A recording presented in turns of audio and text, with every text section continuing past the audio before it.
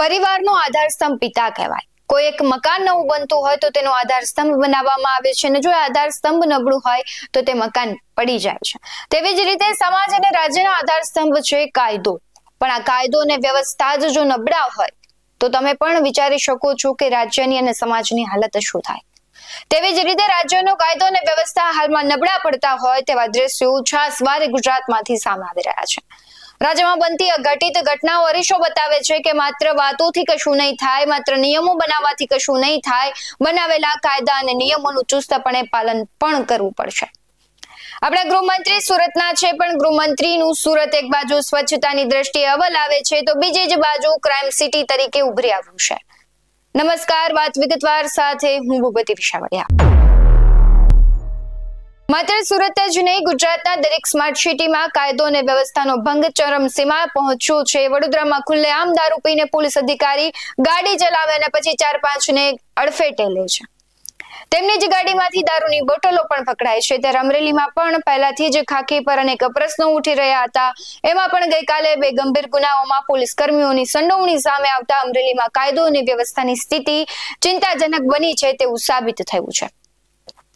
એક બાબરાના પોલીસકર્મી સામે 14 વર્ષની સગીરા સાથે દુષ્કર્મનો આરોપ લાગે છે, જ્યારે બીજા જ કિસ્સામાં અમરેલી હેડક્વાર્ટરના પોલીસકર્મી મહેશ કમા સોલંકી સામે 30 વર્ષીય યુવતી સાથે લગ્નની લાલચે દુષ્કર્મ આચરવાનો ગુનો નોંધાયો છે। આ ઘટનાઓ દર્શાવે છે કે ગુનાખોરી સામે લડવાની જવાબદારી ધરાવતા પોલીસકર્મીઓ જ ગુના આચરી રહ્યા છે, જે સમાજમાં ખોટો સંદેશો આપી રહ્યા છે। છેલ્લા કેટલાય સમયથી અમરેલીમાં રાજકીય રોટલા શેકાઈ રહ્યા છે। એક બાદ એક એવી ઘટનાઓ સામે આવી રહી છે જેમાં ભારતીય જનતા પાર્ટીનો આંતરિક જૂથવાર, પોલીસની કામગીરી અને નિર્દોષો સાથે થતી હિંસાનો સમાવેશ થાય છે। આ બધી ઘટનાઓ જવાબ આપે છે કે અમરેલીમાં કાયદો અને વ્યવસ્થા કેવી રીતે કામ કરી રહ્યા છે। અમરેલીમાં બનેલી ઘટનાઓ પર નજર કરીએ તો લેટર કાંડમાં પાટીદાર દીકરી પાયલ ગુટીનું સરઘસ કાઢવામાં આવે છે, ત્યારે પણ પોલીસની કામગીરી પર અનેક પ્રત્યક્ષ અને પરોક્ષ બંને રીતે સવાલો ઉભા થયા છે। ત્યારબાદ થોડા જ દિવસો પહેલા વિપુલ દુધાત અમરેલીમાં ચાલતા ગેરકાયદે ધંધા અંગે એસપીને રજૂઆત કરવા પહોંચે છે। તેમનું કહેવું છે કે અમરેલીમાં બેફામ દારૂનું સેવન, વેચાણ થયું છે અને પોલીસ આવા લોકો પાસેથી હપ્તા લે છે તેવા આક્ષેપો થાય છે અને તેમને પોલીસ પ્રોત્સાહન આપે છે તેવી પણ વાતો સામે આવે છે। ત્યારે એસપી પણ આ વિવાદિત વાતમાં તેમનો જવાબ આપતા કહે છે કે તમારા કાર્યાલયો જે છે તે કઈ રીતે ચાલે છે અમને ખબર છે, એટલે આક્ષેપ પ્રતિ આક્ષેપ એકબીજા પર કરવામાં આવે છે। આ ઘટના બાદ વિપક્ષ સહિત શાસન પક્ષના જે નેતાઓ છે તે પ્રતિક્રિયાઓ આપી રહ્યા છે, જેમાં સ્પષ્ટપણે સાબિત થતું હોય તેવું લાગી રહ્યું છે કે પોલીસ અને અધિકારીઓ ભ્રષ્ટાચાર આચરી રહ્યા છે। દુધાતના આરોપોએ વધુ વેગ ત્યારે મળ્યો કે જ્યારે કોંગ્રેસના જ અમુક નેતાઓએ પણ ગેરકાયદે ચાલતી પ્રવૃત્તિઓ અંગે વિરોધ કર્યો। ભાજપના દિગ્ગજ નેતા પણ અમરેલીના ચાલતા ગેરકાયદે ધંધા વિશે તે ખુલીને બોલે છે। કોંગ્રેસના નેતા જેનીબેન ઠુમરે પણ અમરેલી વિશે પોસ્ટ કરી હતી, ત્યારે અમે તેમની સાથે વાત કરી હતી। તે શું કહી રહ્યા છે તેના પર નજર કરીએ। જેનીબેન, જે પ્રમાણે અમરેલીમાંથી સમાચારો સામે આવી રહ્યા છે કે 2 પોલીસ કર્મી છે એ દીકરીઓ ઉપર દુષ્કર્મ કરે છે, ત્યારબાદ જે પ્રમાણે જ્યાં ભ્રષ્ટાચાર અને કહેવાય કે જે રેતી માફિયાઓ અને એ બધાના જે સમાચાર આવી રહ્યા છે, શું કહેશો અમરેલી ઉપર કે અત્યારે જે પ્રમાણે પ્રશ્નો ઉઠી રહ્યા છે તે બાબતે તમે શું કહેશો?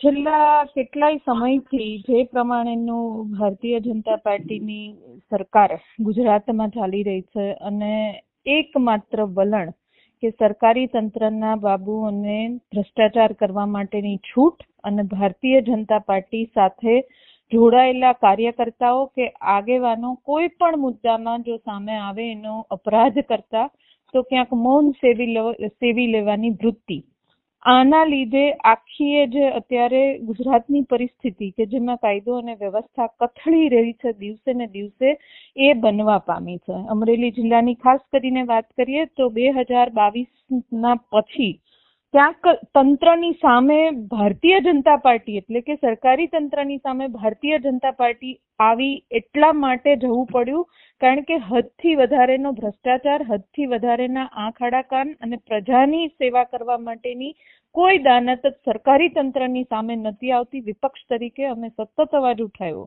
પણ ક્યાંક સાંભળવામાં ન આવ્યું। હવે નોબત એવી આવી ગઈ કે પ્રજા પોતે બહાર આવીને વિરોધ કરવા પામી।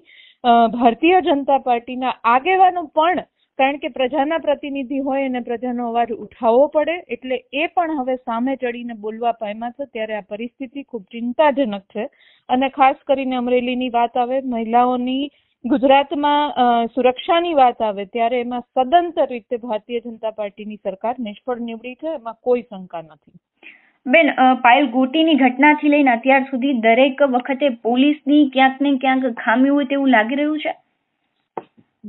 ખામી હોય એવું લાગી રહ્યું છે એવું હું નહીં, આખી અમરેલીની પ્રજા અને આખું એક તંત્ર હવે તો એવું છે કે સરકારી તંત્ર પોતે બોલવા માંડ્યું છે કે પોલીસની ભૂમિકા ફક્ત થોડાક 2-5 ગણાગાંઠિયા નેતાઓને પૂછીને જાણે અમરેલી જિલ્લો ચલાવવા માટે અથવા તો એમનું પોસ્ટિંગ ક્યાંક સરકારમાં સારી ભલામણથી થવા માટેની જો વાત હોય તો એ જ પ્રકારની વૃત્તિ અત્યારે ચાલી રહી છે. અમુક 3-4 ભારતીય જનતા પાર્ટીના નેતાઓના જે કાર્યકર્તાઓ હોય એનું જ પોલીસમાં ચાલે. પ્રજા પોતે ન્યાય માટે જાય તો પણ એમને પૂછીને આવવાનું કે જે ક્યાંક નેતાઓના માનીતા કાર્યકર્તાઓ હોય. એટલે એ પ્રમાણે પોલીસે પોતાની ભૂમિકા સ્પષ્ટ કરી છે કે અમે લોકો પ્રજાના સેવક તરીકે નહીં પણ ચૂંટાયેલા પદાધિકારીઓના સેવક તરીકે અમરેલીમાં ફરજ નિભાવે. પણ અમરેલીના કાયદા અને વ્યવસ્થા અંગે ચિત્ર સ્પષ્ટ કર્યું કે અમરેલીમાં શું ચાલી રહ્યું છે.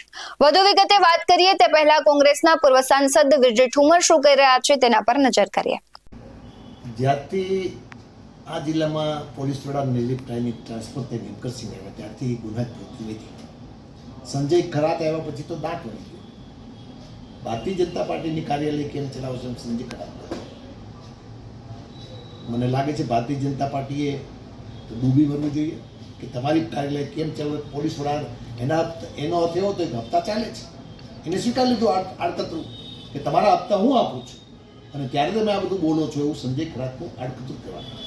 દિલીપભાઈ કોંગ્રેસ ઉપર આક્ષેપ કર્યો છે, ભારતીય જનતા પાર્ટીના આગેવાન છે, કરી શકે છે.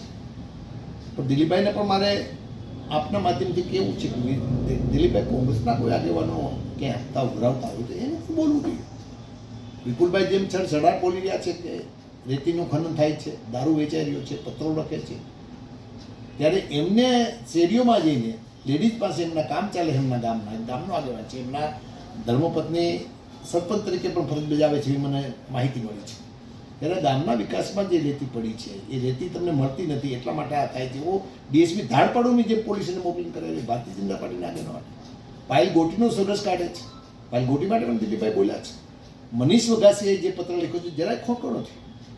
દિલીપભાઈ પણ સ્વીકાર્યું કે આ મનીષ વઘાસીનો પત્ર નથી. મનીષ વઘાસી તો ભારતીય જનતા પાર્ટીનો તાલુકાનો પ્રમુખ બનવા આગળ વધતો હતો. સરપંચોના લેટર પેડ એમણે લાવ્યા, એમણે રજૂઆત કરી ત્યારે અહીંના ચૂંટાયેલા ધારાસભ્યને પગ નીચે કરેલો આવ્યો હોય. એટલે મનીષને પાડી દેવા માટે મનીષની ઓફિસે પત્ર ટાઈપ થયો છે, સ્વીકારાય છે. પાયલ ગોટીએ ટાઈપ કર્યો છે. લેટર પેડ છે એ તાલુકા પંચાયતના પ્રમુખનું છે. જે પાયલબેન ગોટી જે ગામના છે એ જ વિઠ્ઠલપુરના ભાઈ તાલુકા પંચાયતના પ્રમુખ છે. એનું લેટર પેડ છે, એની સહી છે. એની સહીની વેરીફાઈ કરવા માટે કેટલા વખતથી પત્ર લખાય છે. અમે રજૂઆતો કરી છે, હાઈકોર્ટમાં ગયા છે, નિલીપ રાય રિપોર્ટ આપ્યો છે, નિલીપ રાયનો રિપોર્ટ પર અભેરા ઉપર ચડાવી દીધો છે. ત્યારે મને લાગે છે કે આ ડીએસપી આવ્યા પછી, આ ડીએસપી નહીં, પોલીસ તરીકેનું કામ, સિવિલ કોર્ટ તરીકેની કામગીરી, પણ ભારતીય જનતા પાર્ટીના અમુક નેતાના કયા ગયા, તમામ ભાજપના નહીં, અમુક નેતાના કયા ગયા એક ભારતીય જનતા પાર્ટીના જિલ્લાના પ્રમુખ તરીકે કામગીરી કરતા હોય એવું લાગી રહ્યું છે. દિલીપભાઈએ જે વાત કરી છે, કોંગ્રેસ પર આક્ષેપ કર્યો છે, દિલીપભાઈ બીજી મનીષભાઈની પર વાત કરી છે. હાલ શું ચાલી રહ્યું છે? એક પત્રકાર, તમને વધારે માહિતી આપો, અમારો એક દામનગરનો પત્રકાર છે, એને પણ ધમકી આપવામાં આવે. પ્રેસ મીડિયા પણ સલામત રહ્યું નથી. આ પ્રકારની પરિસ્થિતિ નિર્માણ છે ત્યારે લોકશાહીને ખતમ કરવા તરફ આગળ વધી ગયો છે. એનો મંત્રી કરોડો રૂપિયાના દીકરા ખાઈ જાય તો તેને જામીન મળી જાય છે. પાયલ ગોટીએ ખાલી પત્ર લખ્યો તો એના 5-5 દિવસ જામીન ન મળે. મનીષ વઘાસિયાને હાઈકોર્ટમાંથી જામીન મેળવવા પડે.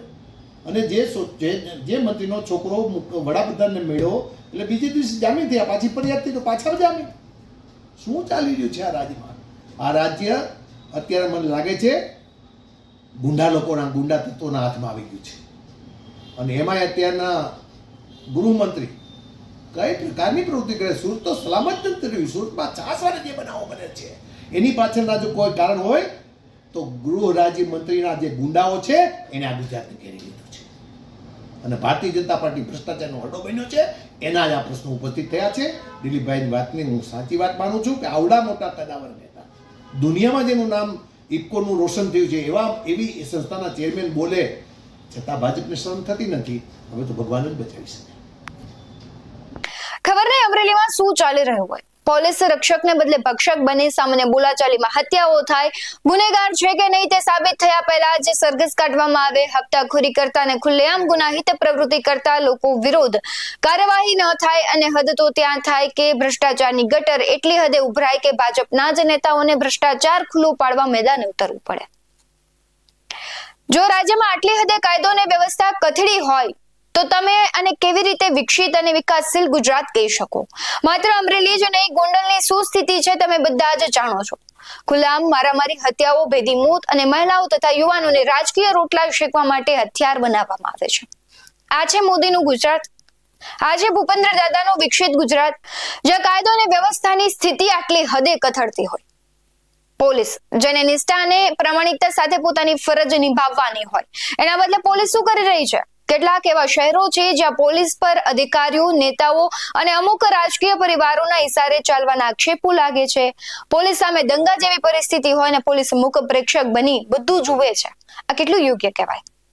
પોલીસ પર પ્રશ્ન ઉઠે છે તેનું મુખ્ય કારણ છે કે અમુક એવા અધિકારીઓ જે પોતાને નીતિમત્તાને નેવે મૂકી અને ભ્રષ્ટાચાર કરે છે. પગારથી પેટ ન ભરાતું હોય કે પછી હરામનું પેટે પડ્યું હોય, ખબર નહીં શું હોય, કારણ કે જનતાને સેવા કરવાની બદલે જનતાને લૂંટવામાં આવે છે. કેમ પાયમાલ થાય જનતા તેના પર જ હંમેશા નજર હોય છે.